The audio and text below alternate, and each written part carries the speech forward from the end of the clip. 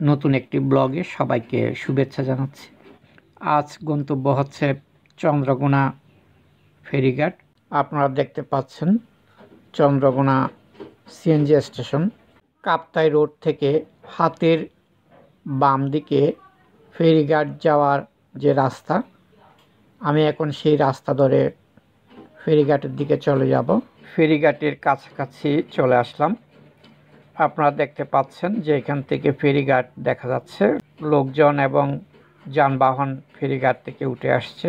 চট্টগ্রামের রাঙ্গুনিয়া উপজেলা বান্দরবান কাপ্তাই ও রাঙ্গামাটির যোগাযোগের সংযোগস্থল কর্ণফুলী নদীর চন্দ্রকোনা ফেরিঘাট। লুসাই পাহাড় থেকে প্রবাহিত কর্ণফুলী নদীর উপর একমাত্র ফেরি পারাপার ব্যবস্থা চালু রয়েছে রায়খালী, চন্দ্রকোনা, রাউস্থলী ও বান্দরবানে। কর্ণফুলী নদীতে চালু থাকা এই ফেরি সার্ভিসের উত্তর পাশে রাঙ্গুনিয়ার বাণিজ্যিক কেন্দ্র লিচুবাগান আর দক্ষিণে আছে রাঙ্গামাটি জেলাধীন কাপ্তাই উপজেলা রায়খালী ইউনিয়ন। এই দুই জেলার মাঝে সেতুবন্ধন রচনা করেছে এই ফেরি সার্ভিস।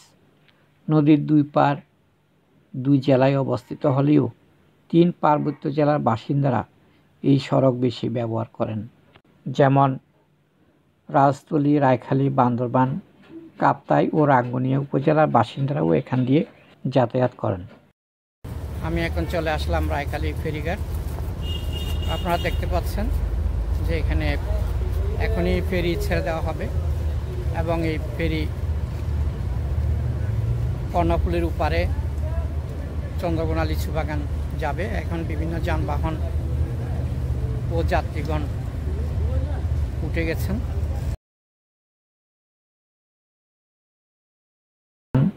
কাপ্তাই ও রাঙ্গুনিয়া উপজেলার বাসিন্দারাও এখান দিয়ে যাতায়াত করেন। ফেরির জন্য লোকজনকে অনেক সময় ঘন্টার পর ঘন্টা বসে থাকতে হয়। ভারী বৃষ্টি হলে ফেরি চলাচল বন্ধ থাকে। এই অবস্থায় মানুষ নিত্য প্রয়োজনে পার্বত্য চট্টগ্রামের এক প্রান্ত থেকে আরেক প্রান্তে যাতায়াতে বাধার সম্মুখীন হচ্ছে। এই মতো অবস্থায় স্থায়ী সমাধান হিসেবে এখানে একটি সেতু নির্মাণের দাবি জানান ভুক্তভোগীরা। রাঙ্গামাটি সড়ক ও জনপথ বিভাগ 1984 সালে চন্দ্রকোনায় ফেরি চলাচল শুরু করে।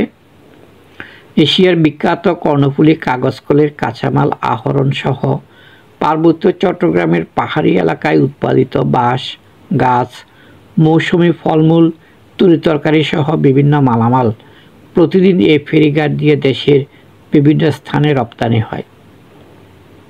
কিন্তু বান্দরবান জেলা ও রাউস্থলী উপজেলা থেকে চট্টগ্রাম, কাপ্তাই, রাঙ্গামাটি জেলার সড়ক যোগাযোগের ক্ষেত্রে এই ফেরি সমস্যা হয়ে দাঁড়িয়েছে। বান্দরবান থেকে খুব ভোরে বাসে উঠে চট্টগ্রাম বা রাঙ্গামাটির উদ্দেশ্যে যাত্রা করলেও ফেরির কারণে গন্তব্যস্থলে দ্রুত পৌঁছা সম্ভব হয় না। চট্টগ্রাম জেলার 3 পার্বত্য অঞ্চলের মানুষের পুরো পথ অনায়াসে আসা যাওয়া করা গেলেও থমকে যেতে হয় চন্দ্রকোনা ফেরিঘাটে এসে।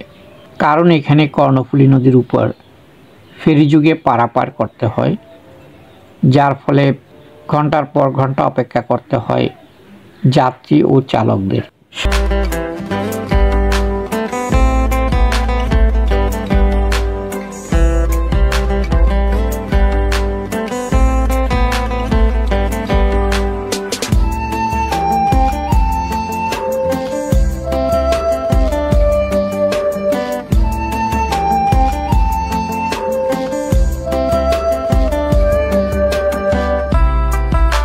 আমি এখন ফেরিঘাটে, এটা হচ্ছে লিচুবাগান কর্ণফুলী নদীর উপর যে ফেরি, সেই ফেরিঘাটে এখন অবস্থান করছি।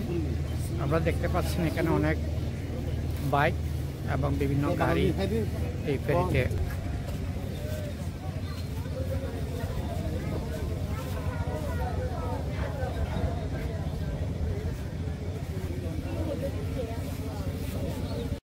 স্বাধীনতার দীর্ঘ 52 বছর ধরে একটি সেতুর স্বপ্নে দিন কাটাচ্ছেন 3 পার্বত্য জেলার লাখ লাখ মানুষ।